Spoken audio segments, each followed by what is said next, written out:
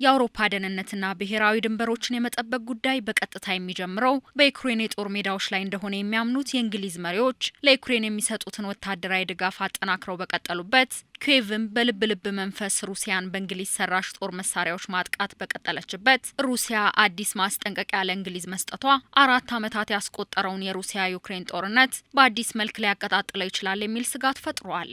ሞስኮ በውጭ ጉዳይ ሚኒስትሯ በኩል ባወጣችው ማስጠንቀቂያ አዘል መልእክት የእንግሊዝ ወታደራዊ ጣቢያዎች ኢላማ ሊሆኑ ይችላሉ ስትል ዝታለች። ኪየቭ በእንግሊዝ የቀረቡ መሳሪያዎችን ተጠቅማ በሩሲያ ግዛት ላይ ጥቃት መሰንዘሯን ከቀጠለች በዩክሬንና በሌሎችም የእንግሊዝ ወታደራዊ ተቋማትና መሳሪያዎች በሩሲያ ህጋዊ ኢላማዎች ሊሆኑ እንደሚችሉ የሩሲያ ውጭ ጉዳይ ሚኒስትር ቃል አቀባይ ማሪያ ዛካሮቫ አስጠንቅቀዋል።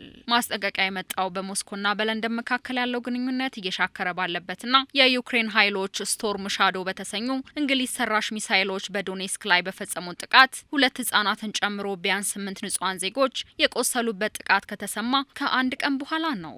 የሩሲያ ውጭ ጉዳይ ሚኒስትር ቃል አቀባይ ዛካሮቫ በሰጡት መግለጫ በተደጋጋሚ ዩክሬን የእንግሊዝ መሳሪያዎችን በመጠቀም በሩሲያ ላይ ለምትፈጽመው ጥቃት የምንሰጠው ምላሽ በዩክሬንና ከዛም ውጪ በሚገኙ ማንኛውም የእንግሊዝ ወታደራዊ ተቋማትና መሳሪያዎች ላይ ሊያነጣጥር እንደሚችል በተደጋጋሚ ያስጠንቅቀናል ብለዋል። በሩሲያ ላይ ለሚፈጸሙ ጥቃቶች ተጠያቂ የማድረግ ስራዎችን እንሰራለን ያሉት የውጭ ጉዳይ ሚኒስትር ቃል አቀባይዋ ተባባሪዎቻቸውና አነሳሾቻቸው ወይም የጥቃት አቀጣጣዮች ለድርጊታቸው ዋጋ ይከፍላሉ ሲሉ አስጠንቅቀዋል። በሩሲያ ንጹሃን ዜጎች ላይ ለሚፈጸሙ ጥቃቶችም ጥቃት አድራሾችን ተጠያቂ እናደርጋለን፣ የምንወስደውም እርምጃ መዘዙ የከፋ ሊሆን ይችላል ሲሉ ዛካሮቫ ዝተዋል።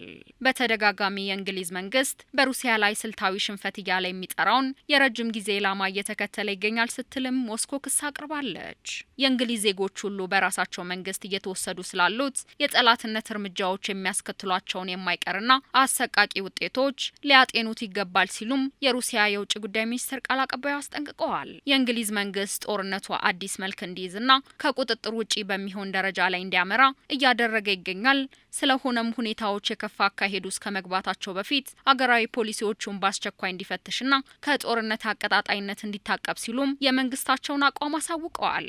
በቅርቡ እንግሊዝ ዩክሬን በብሪታንያና በፈረንሳይ በጋራ የዳበረ ከአውሮፕላን ላይ የሚተኩስና ረጅም ርቀት መምታት የሚችል ስቶርም ሻዶ የተሰኘ ክሩዝ ሚሳይል በሀገሯ ውስጥ ለማምረት ወይም ለመገጣጠም የሚያስችላትን ሚስጥራዊ ቴክኖሎጂ እንድታገኝ ፈቃድ መስጠቷ ይታወቃል። በዚህ ሳምንት መጀመሪያ የክሬምሊን ቃል አቀባይ ዲሚትሪ ፔስኮቭ እንግሊዝ ኪየቭን በመርዳት በጦርነቱ እየተሳተፈች ትገኛለች ሲሉ ከሰዋል። የሩሲያ ኃይሎችን በዩክሬን ውስጥ ሚሳይሎችንና ሌሎች ወታደራዊ መሳሪያዎችን በማምረት ላይ ስለመሳተፋቸው መረጃ እየሰበሰቡ እንደሚገኙና መሳሪያዎቹንና ስፍራዎቹን እንደሚደመስሱ አስጠንቅቀው ነበር።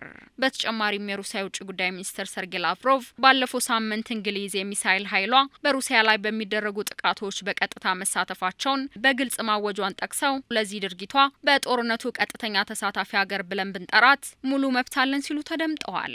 እንግሊዝ ለዩክሬን የጦር መሳሪያ፣ የጦር ስልጠና፣ የመረጃና የፖለቲካ ድጋፍ መስጠቷ በዚህ የሚቀጥል ከሆነ የጦርነቱ ውጥረት እንዳይረግብ፣ በሩሲያና በኔቶ መካከል ያለው ግንኙነት ይበልጥ እንዲሻክር፣ ጦርነቱ ወደ ሌላ አካባቢ እንዲሰፋ ስጋት የሚደቅንና በኢኮኖሚና በኃይል ገበያ ላይ ተጽዕኖ የሚያሳድር መሆኑን ተንታኞች ስጋታቸውን ይገልጻሉ።